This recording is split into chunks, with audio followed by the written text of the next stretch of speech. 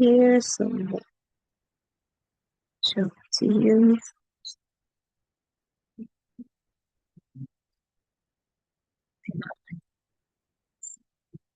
Oh, right.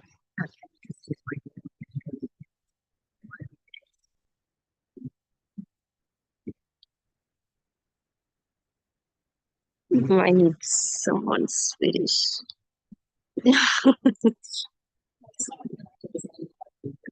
There's an option to hide, right? Yes.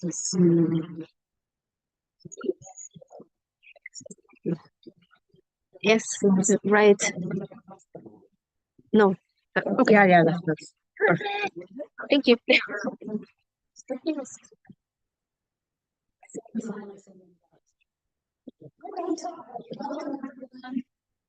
It's such a pleasure to see so many people here today.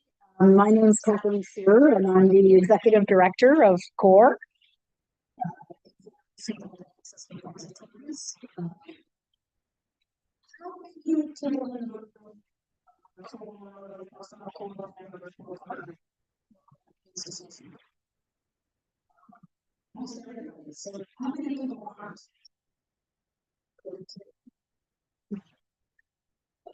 Okay, good. So we have a few newcomers. Welcome to the COAR family for this afternoon.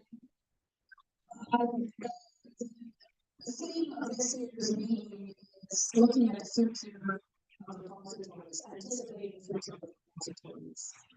So we thought we would launch the meeting today with a kind of a deep dive into what we've been doing in the context of the COAR project. So I have another question for you. How many of you have heard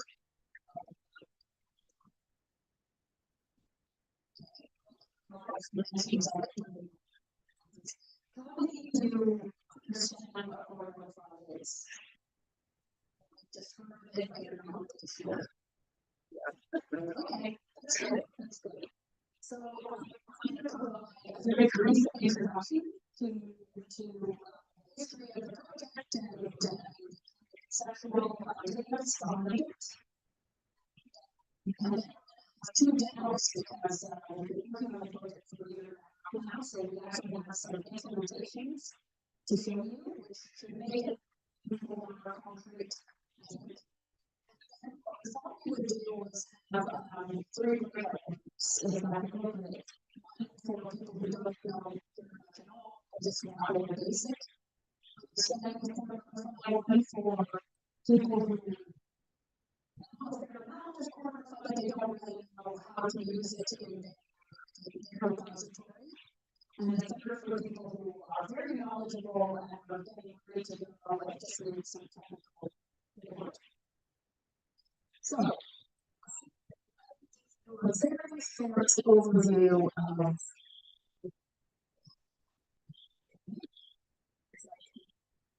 slides.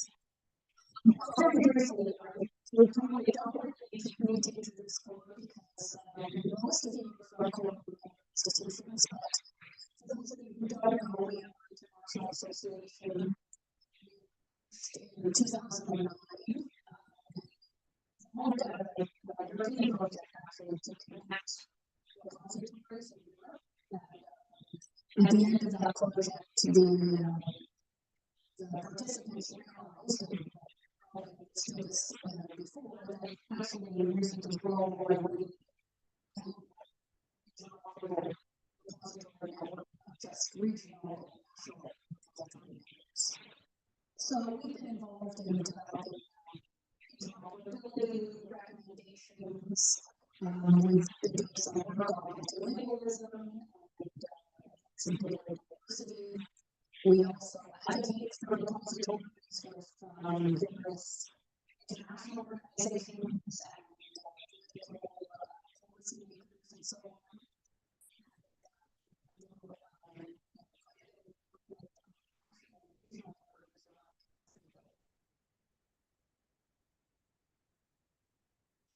So, the core vision is really that repositories are the foundation of scholarly communication. There's a whole network infrastructure on top of which we can build services. And this vision was developed through a project that we had in 2016 called the Next Generation Repository Project. I have to go here. And the idea really is to move away from the idea that repositories are only institutional services serving the institution, but together they form the part of a what's wrong? Oh, the second table is blocking. Well, let's move it. Great. So in essence, that's what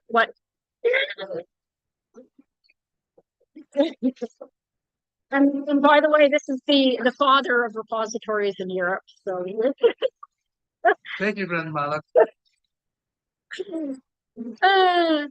So we've been trying to pursue this vision in various aspects. And so COAR Notify came out of this original vision that we had through the Next Generation Repository Project. And we one of the use cases of that project was connecting the resources in repositories with external peer review services. So essentially presenting an alternative, decoupled vision for, shall we say, Diamond OA that relies on repositories and external peer review.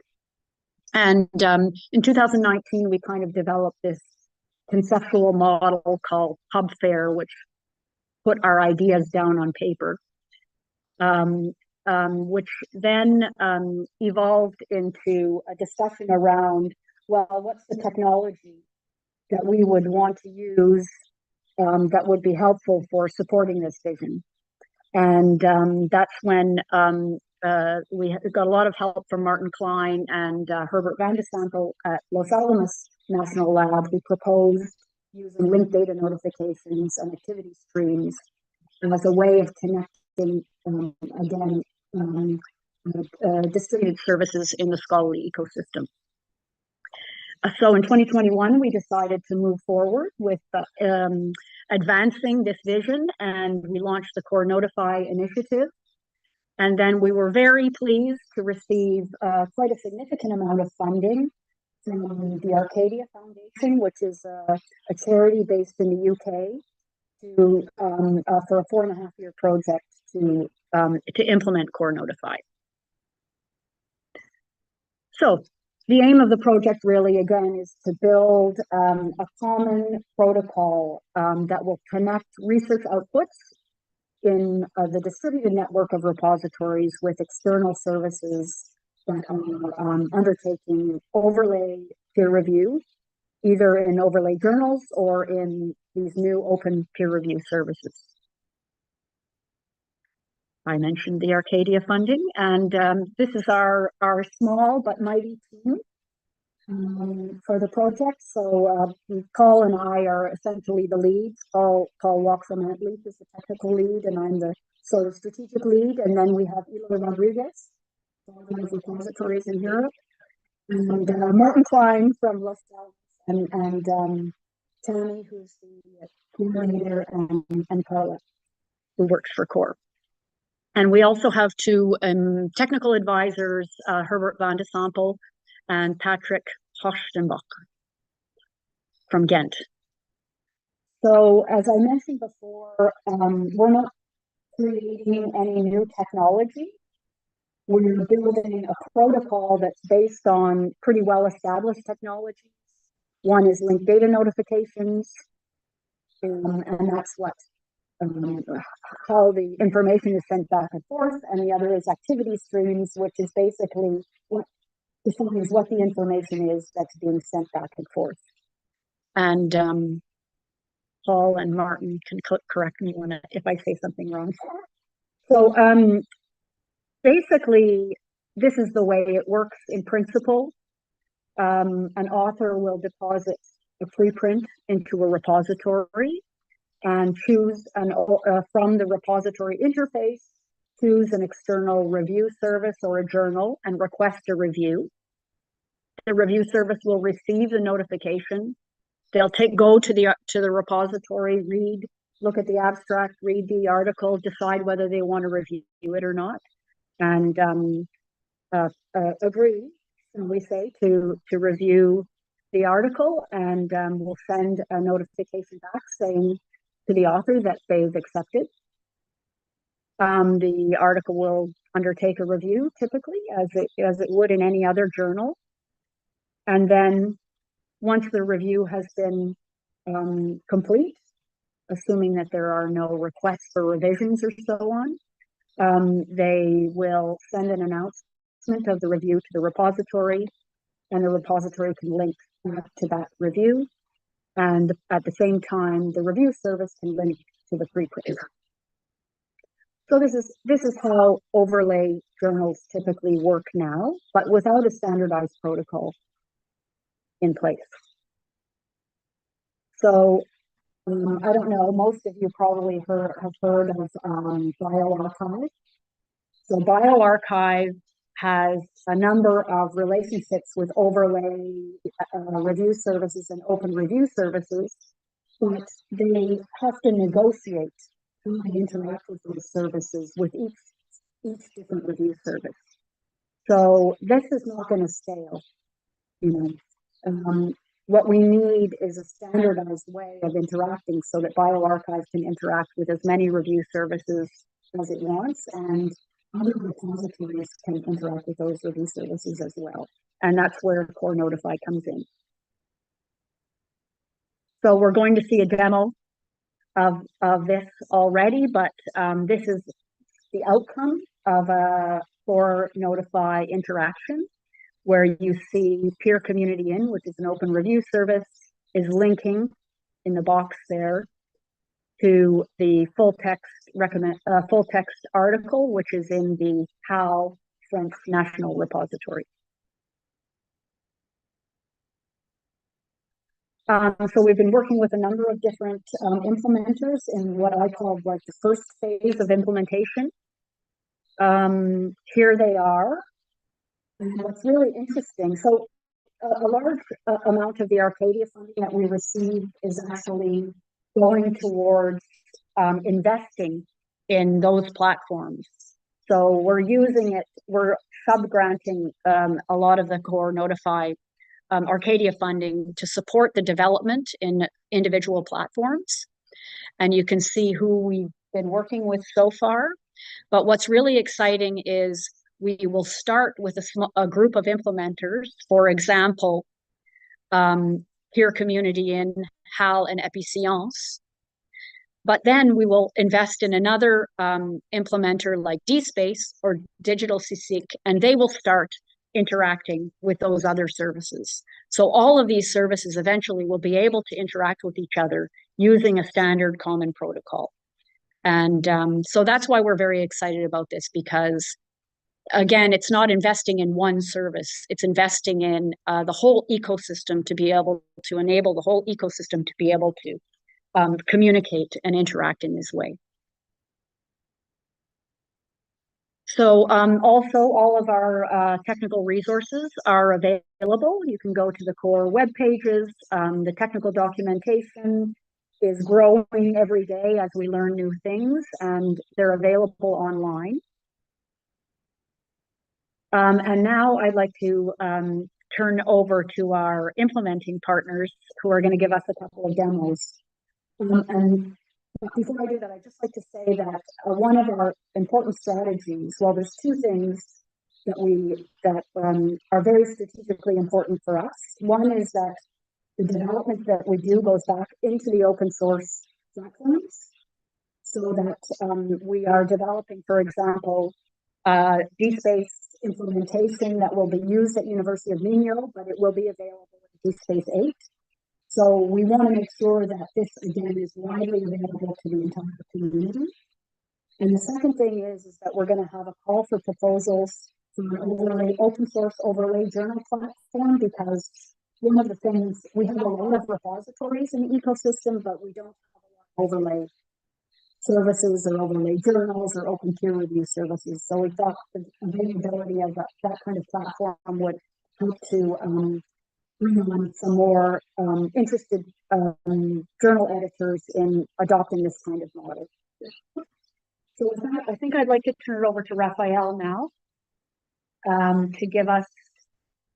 Oh no, I have DSpace first. I'll turn it over to Andrea now to give us. Okay, yeah, let's do Raphael first. Okay, sorry. Carla, can you? Oh. Okay, wait a minute. I think I might be able to do this.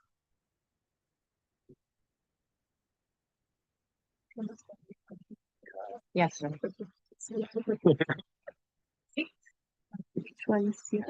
This one. I'll call it right.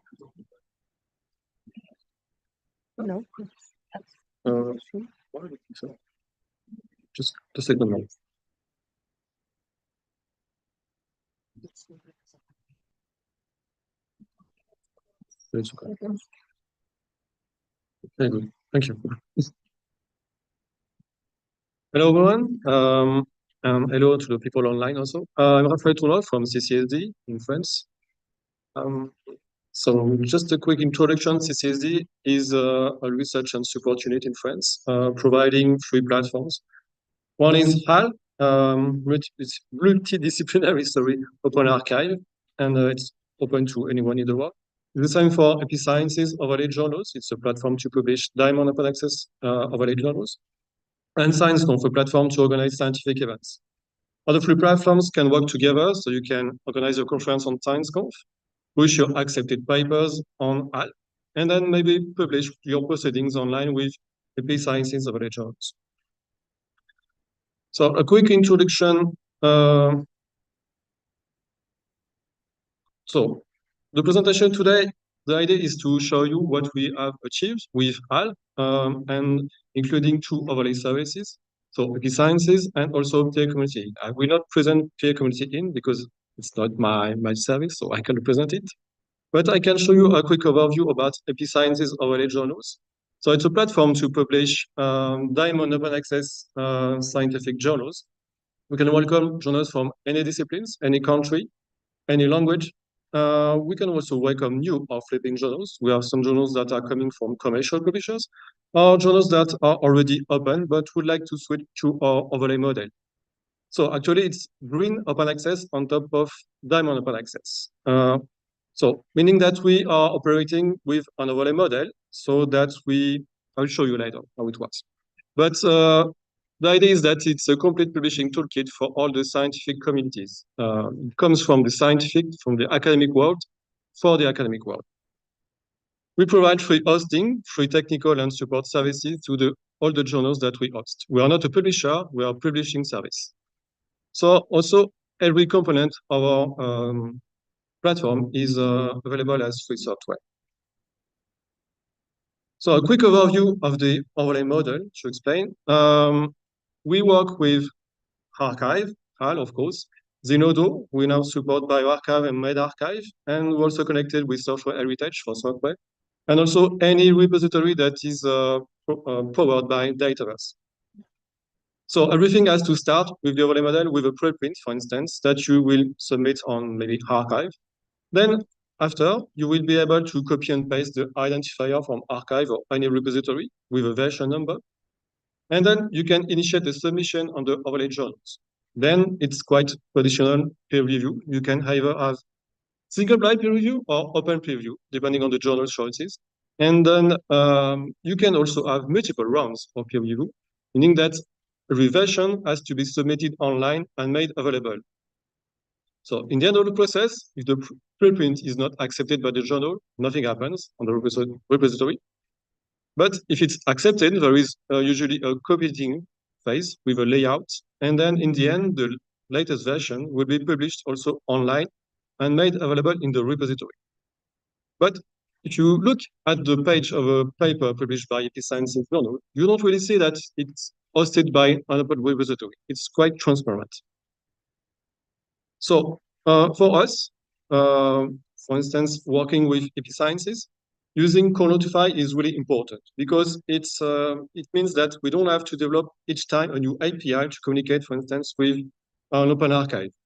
For instance, with archive, we have to publish an XML file to show to archive which preprints have been published by Episciences journals. So it's specific API. For HAL, we should have another API. But now, for HAL, we've just implemented COAR Notify, so it makes things easier for us. So how did we enable COAR Notify on HAL? So the first thing was to add site posting hints into the web page of our article. So the idea is to show the place where we have an inbox that should be able to receive notifications. So HAL as in inbox. Then we also have an inbox for Episciences. So each service has its own inbox. It's quite like email in a way. So this is an example of the headers that are available on each platform to show you where the inbox is available. Then we recently added, actually this morning, a new addition with Fairy Cat, which is another way to expose our inbox. So I'm not sure it's quite, it's quite new for me though. So then we have deployed a new software on each platform. So each platform has its own inbox. On the left, you have the inbox of HAL that has received inbound and also shows outbound notifications. And it's the same for Episciences. We have another inbox, the same software, but it's made to receive also the notification from HAL and also send notification to HAL. So let me show you one use case. So what happens when you want to publish an article hosted by HAL when it is published by Episciences? So this is just an example of the dashboard of the journal. When the editor-in-chief, for instance, will choose to publish an article, he or will she click to publish this article. So what will happen next is that it will, of course, publish the article. So you can see in this screenshot that you have the GUI that has been assigned by Episciences to the paper. And also you can see the source of the paper, the HAL ID, with its version number. So when we publish, we also send at the same time a new notification to HAL. This is an example of a notification that is displayed from the inbox of Episciences. This is what is sent to HAL by the journal. So the notification will contain the GUI, of course, and also the version number of the preprints on HAL. So with the notification, HAL can now know where are the metadata of the preprint. So HAL will just initiate a connection to the Episciences journal webpage to retrieve the metadata from the published paper. With this, what happens is that HAL will then update the citations on the webpage of the preprint. So the preprint will be transformed to a journal article, and the citation will be updated. This is the example of the preprint page on HAL.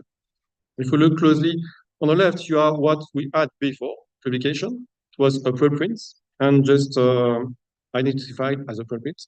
And on the right, you have what happens after the publication. We have added the GUI of the publication on Episciences and also updated the citations so to add the journal name, for instance, or the volume and the publication name. The second use case is when PCI recommends a preprint that is hosted on HAL. So it's quite the same approach. Actually, this is an example of a recommendation that has been pushed online by PCI. And you can see at the bottom of the slide that there is the HAL identifier on the version number, so version 2. So this preprint has been recommended by PCI. Now, PCI does not provide, for the moment, specific metadata schema. So we have to parse the metadata provided by Postgres. Then we will update in the same way the preprint page on HAL, but we do not change the type of document because it's still a preprint. Still a preprint, but it has been recommended. So the value is quite different. So we had a widget that is called PCI recommendation. You can see that this preprint has now been recommended by PCI and you can also see the GUI of the recommendation. So it adds value to the preprint that has previously been pushed online. So, this is an example of the widget that is displayed on every preprint recommended by PCI.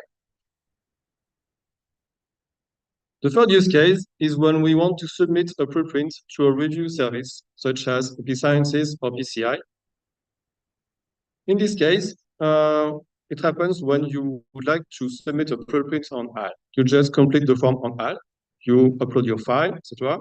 And then at the end of the process, you can select to push your submission for evaluation to a publishing or peer review service. So if you click on the drop-down list, you can see a list of epicycles journals that are available on the submission, on the form for submitting your preprint. Sorry.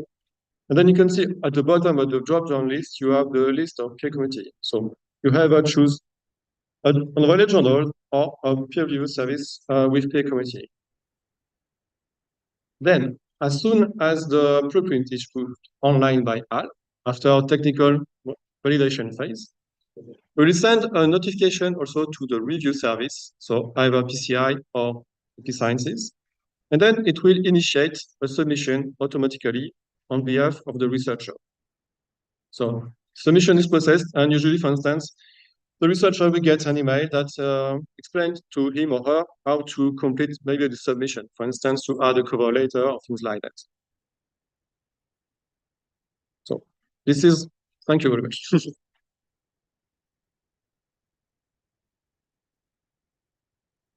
A quick addition. So we are using a software that is for the inbox. We have a software that is available online as a free software with GPA license. This is the inbox. And for the notification, we use the COAR Notify library that has been developed by Cottage Labs, thanks to a fund for the national fund, the French National Fund for Open Science. Thank you.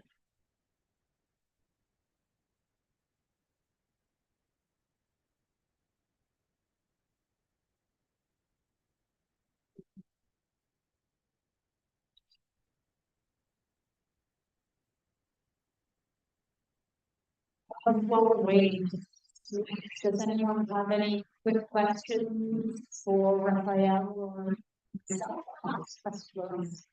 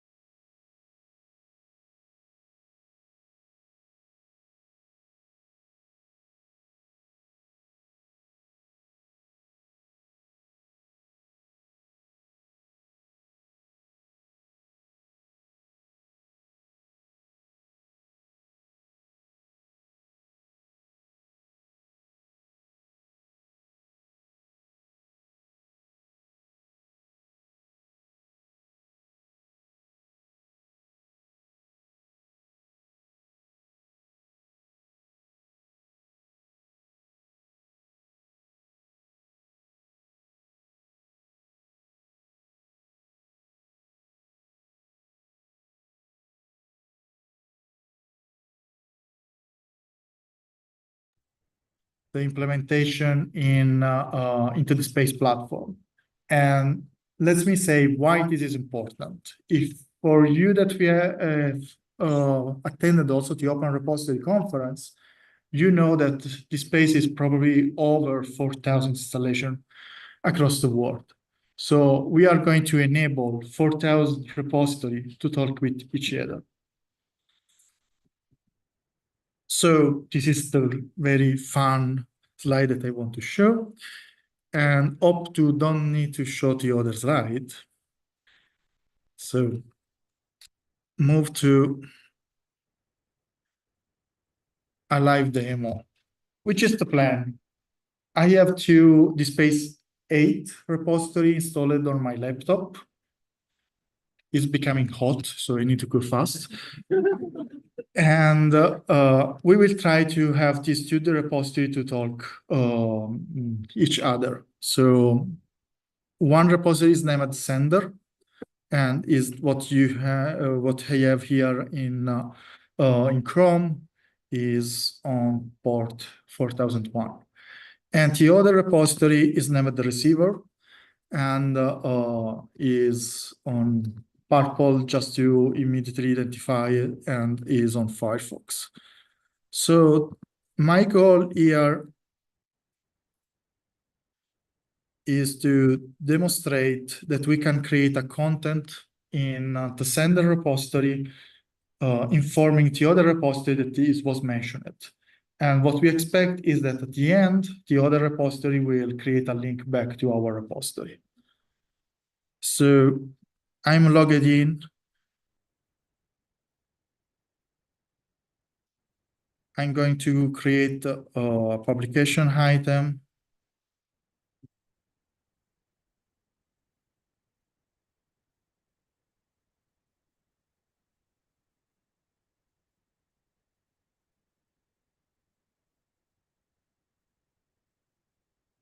We just need to fill the minimal amount of mandatory metadata. And for the purpose of this demo, I just added an additional metadata onto the space side to track the relation with some supplementary material that we could have in another repository. So let's grab a URL from the purple repository. I will take the URI of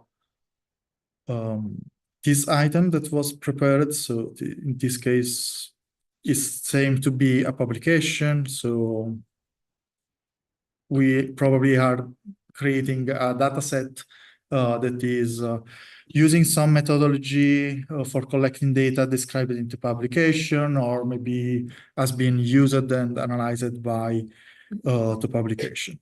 So my item in this space is a data set and has a link to the other one. I need to upload my file. Just take something that I can use, the space logo. And we need to sign the deposit license. We are ready to go, and we can click the deposit button. It's cool, work everything right now. Fantastic.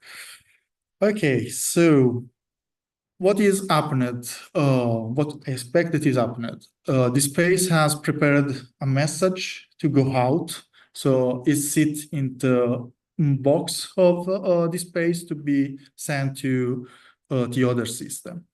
We should be able to see that.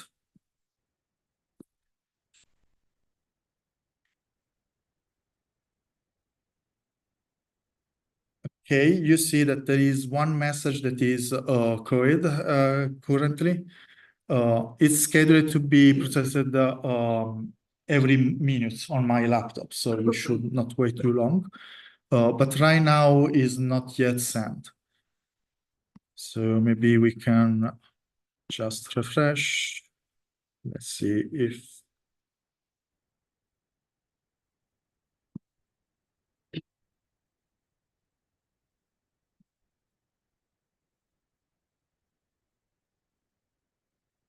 Yes, has been delivered. So this space has sent the message out, and we can go on Firefox and see what happened here.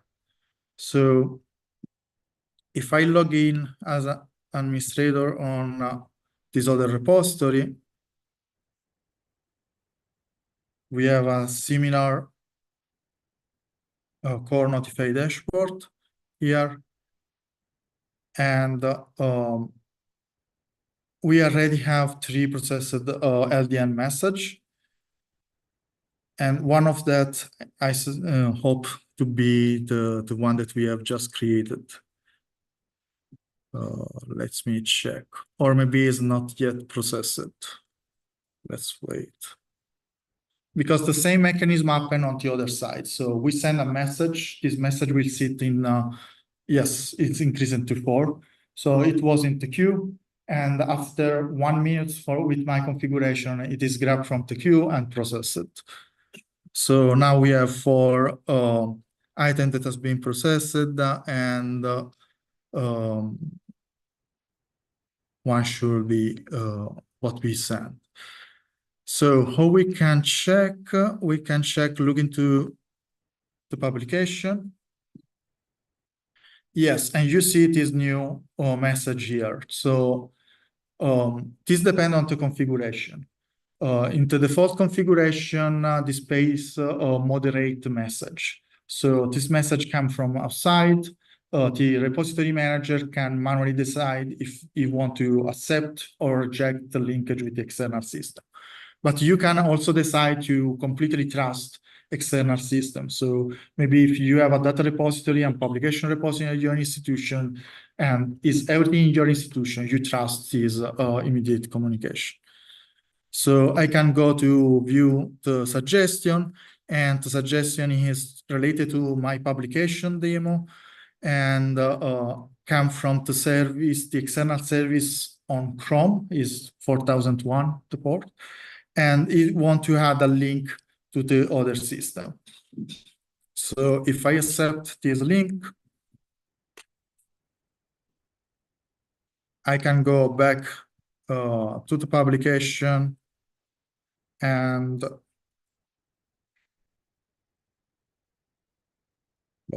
okay, and now I have the link back to the dataset.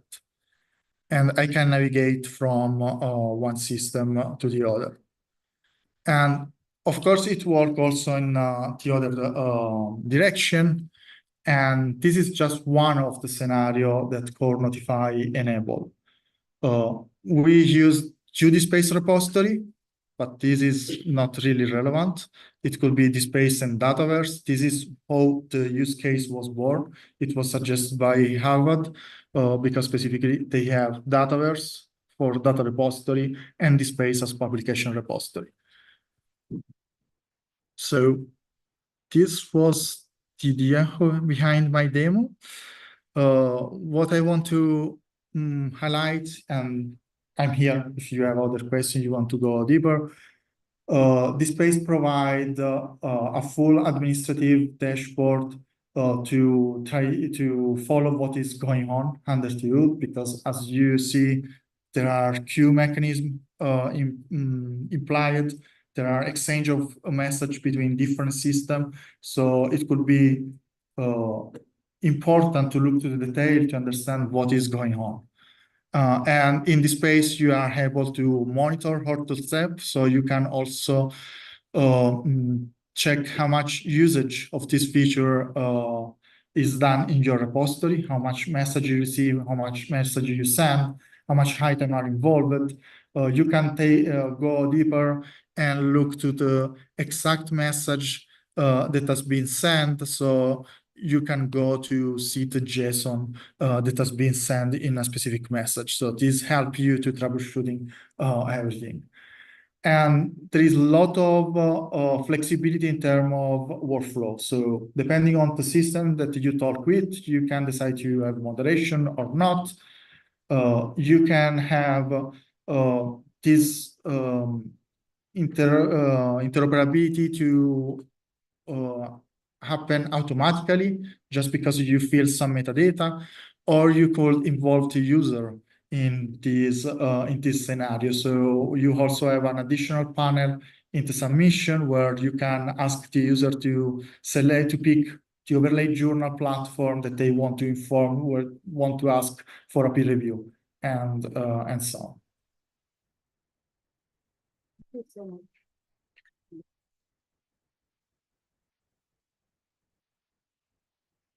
That's so exciting. Because we've been talking about Core Notify in principle for 2.5 years, and it's just really exciting to see it implemented, especially in an open source platform that can be available and used by so many other repositories. And I really like what you said about thousands of repositories being able to talk to each other. It's a very exciting vision. So I wonder, are there any questions for Raphael, for Andrea, for me? There's a question over here. Great. Yeah, I absolutely need to show this slide and say that because I completely forget, sorry. But what you see is in the next DSpace 8. So has been already merged. Maybe you know that DSpace 8 is not yet released, will be released in 15 days or something like that. So DSpace 8 is already capable to manage COAR Notify. DSpace 7.6 also is enabled to manage COAR Notify applying a patch. So you have the link to the instruction that we provide where how you can apply this patch to your DSpace 7.6. So if you can upgrade to DSpace 8, this will be great. If you need to stay on DSpace 7.6, you can be part of the community in any case. Thank you for that. I have a question. I'm not sure if it's specifically about DSpace, but it's more about COAR Notify in general. You mentioned that you can either moderate or not moderate these notifications going back and forth. If you choose to moderate it, do you get those notifications outside, like in your email outside of the system, or do you have to log into the system to see that something is coming? It depends, is platform specific. I can respond for DSpace, but I expect that I know that similar work also in other platforms. In DSpace, you can include also email notification for the repository manager, so he is informed that something is going on in the repository. And as said before, you have very flexible configuration to make automatic decision about this, what is going on. So you can decide that message towards specific collection, have a moderation, message that are target a different item in different community, different collection are automatically approved. Or you can differentiate that according to the source of the notification or the content of the item. Maybe I think that it would be useful to have something about the internal workflow PCI to review. So, for PCI on the sites, it's quite different because Not working. so for PCI on the sites, it's a bit different because you are working with first parties, so we accept every notification. We just check who is sending the notification, and then we process it. But yes, if we want different workflows, maybe we have to check the implications and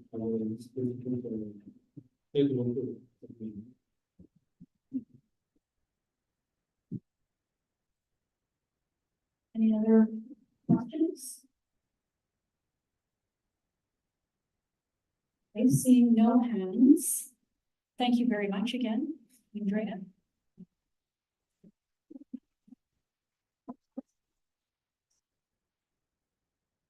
Okay. Oh, yes, we have to disconnect you while you're disconnecting. So now we've come to the more interactive portion of our session. So I guess I'd like a show of hands for people who feel that they